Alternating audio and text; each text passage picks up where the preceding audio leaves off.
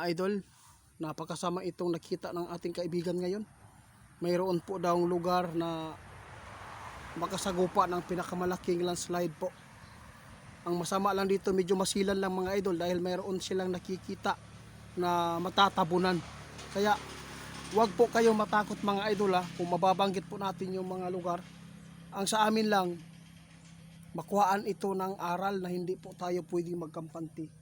Kung nakasagupa man kayo ng malakas na pag-ulan o baha dyan, kung matirik o nasa tuktok man po ang area, pues umalis ka kung gusto po ninyong humaba pa ang buhay ninyo. Talagang mayroon po nakikita si kaibigan ngayong hapon na to mga idol dahil sa nagpapatuloy na mayroon pong nakakaranas. Mga idol, kung sino man po ngayon ang nakaranas na lagi pong inulan ngayon at walang tigil at nakakasagupa kayo na ng landslide po doon sa lugar nyo, tandaan po natin ito mga babala ng sign ng ating kaibigan na ibibigay sa inyo kaibigan.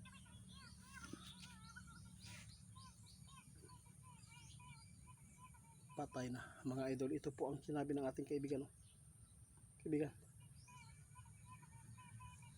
napakasama itong nakikita ng ating kaibigan. Talagang maghanda tayo sa mga sakuna.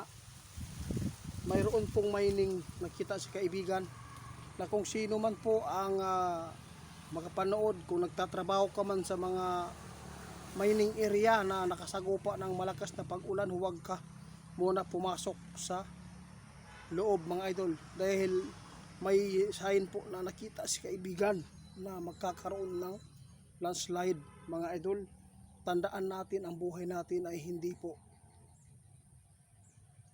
mahaba. Yun po ang tandaan. Sobrang short at hindi matibay, hindi marupok. Mga idol, tandaan ninyo ito.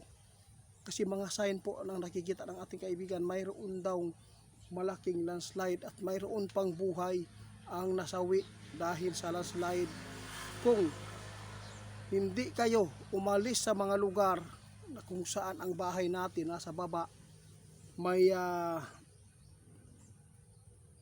buntod kada bitong taas, matarik kanagin mga idol, ayagin mo kumpiyansa anak tuod kay nag-alala si kaibigan karon sa may tabo tungod aning panahon.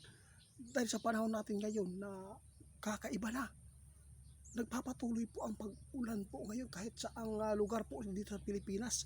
Grabe, mayroon po tayo makikita sa Facebook ngayon na ina-upload nila, grabe ang baha, mga sakyan na anod mga idol, may tao pang naanod.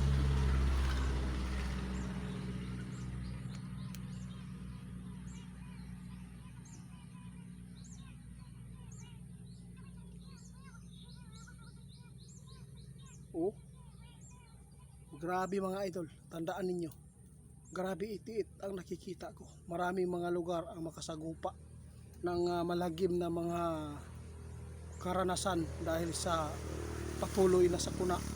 Talagang ito na mga idol, kailangan gagamitin po natin ang mga utak natin na tingnan kung safety ba ang lugar natin mga idol. Ito po yung mga babala na para po sa ating lahat, hindi po ito para sa amin kundi para po sa kaligtasan ninyo at sa mga anak ninyo. Mahirap po pag nakita kayo sa Facebook na lang, iniiyakan lang. Sobrang sakit po yan sa mga maiiwan. Talagang sobra, hindi, walang malalagyan mga idol.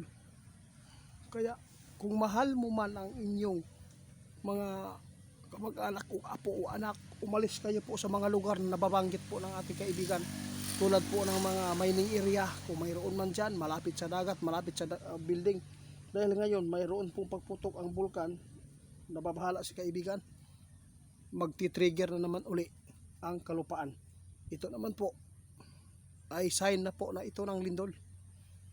Mga buwan mga idol, mga bulan na pinapaabot sa inyo ng mga delikado, yun po, tandaan po ninyo yan.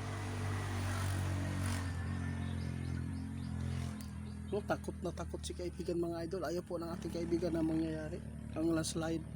Nakita talaga nila doon sa kanilang karian na pumasok, nakita nila na mayroon pang natatabunan mga idol. Iwan ko lang kung saan po lugar po ito, basta sinabi ko po dito ngayon, kung mayroon man kayong mga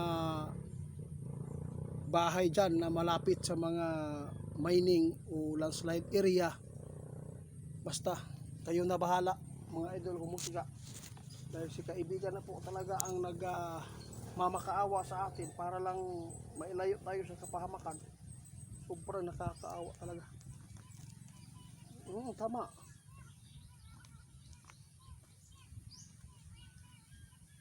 Sige, kaibigan, salamat po. Guys, umalis na si Linyo. Kamo na lang bahala mga idol, kayo na lang po bahala pasya kung aalis kayo dyan sa lugar na yan. Basta dito sa amin, dito, tingnan po ninyo sa lugar namin, sobrang ganda, patag na patag.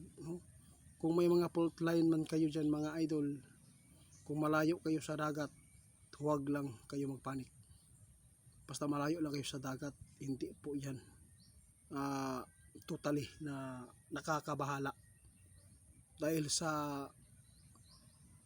sinabi ng ating kaibigan, aanin mo naman, wala kang fault line kung malapit ka sa dagat, para kang masigit pa yan sa may fault line. Yun po ang totoo. Kaya imagine natin nangyayari ngayon sa Venezuela.